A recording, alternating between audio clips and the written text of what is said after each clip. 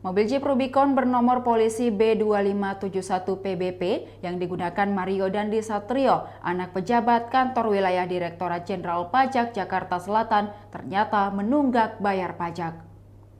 Dilansir dari tribunnews.com di website resmi Samsat, terlihat status mobil tersebut tertulis masa pajak habis.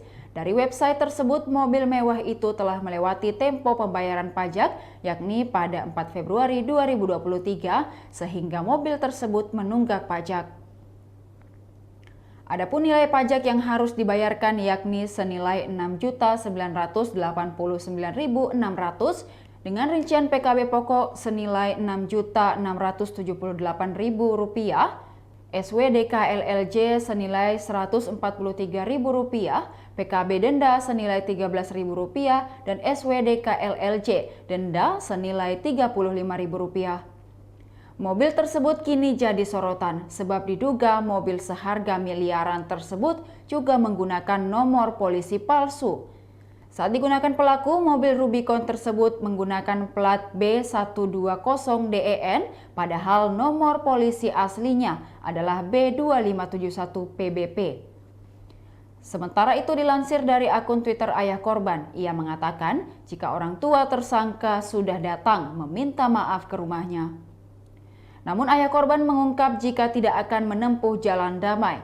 Ia sudah memaafkan perbuatan tersangka sebagaimana dirinya mengikuti sifat pemaaf anaknya yang jadi korban.